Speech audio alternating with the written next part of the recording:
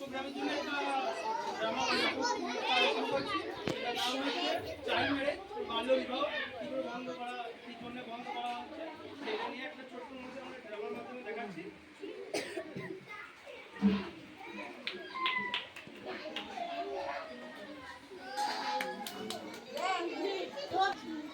রিনামা, ও রিনামা, তোমার বাড়িতে আছো?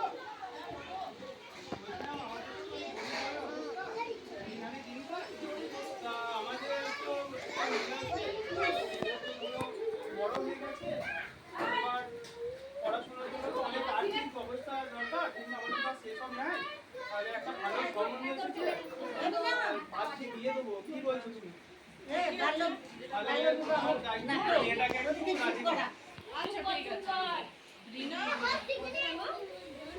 তুমি পড়াশোনা করছো, পড়াশোনাটা বন্ধ করে দাও। তোমার জন্য বাবা একটা সম্বন্ধ দেখেছে, এরপর বিয়ে করে নাও। নতুন জামা পাবে, সব পাবে। আর পড়াশোনা করো না, আর ছেড়ে দাও।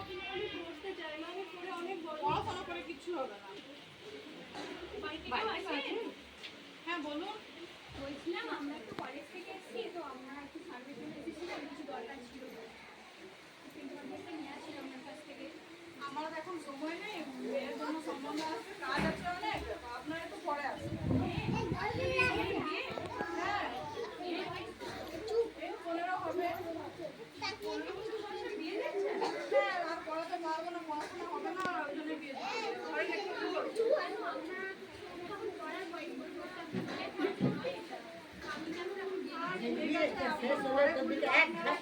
সময় নেই। আর মেয়েটা আমার পড়াশোনা করার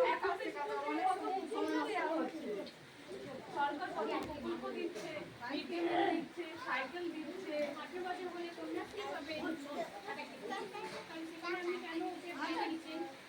ঠিক আছে, আমি এখন অনেক কাজ আছে, আপনার এখন যান। ঠিক আছে, একটু দেখবেন, কারণ ওর তখন বাচ্চা। আচ্ছা ঠিক আছে, ঠিক আছে, চলো পড়া বন্ধ করো, চলো রান্না করতে শেখো, চলো।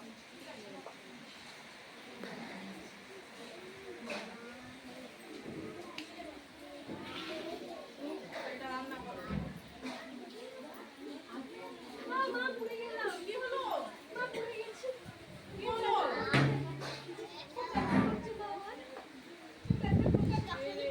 আমি ঠিক করছি, এখন থেকে বিয়ে দিয়ে অনেক ছোট বয়স তো।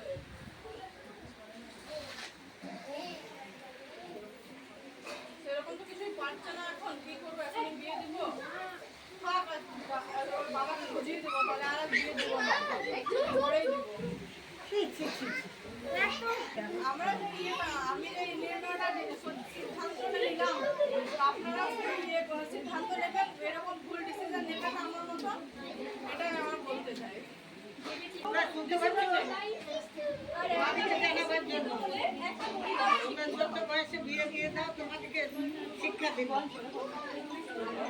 আর একটি মেয়ে শিক্ষিত হলে একটি পরিবারও ভালোভাবে শিক্ষিত হতে পারবে এবং অপরকে শিক্ষিত করতে পারবে। সেই জন্য চাইল্ড ম্যারেজ আপনারা বন্ধ করুন এবং শিক্ষার পথে এগিয়ে চলুন। সেটা চিন্তা করবেন, মেয়ে যখন করছে তখন একটু পড়ালে মেয়েটাই যেমন বললো যে একটা মেয়ে পড়লে ঘরে সবাই শিক্ষিত হতে পারবে, এটাই আমাদের উদ্দেশ্য।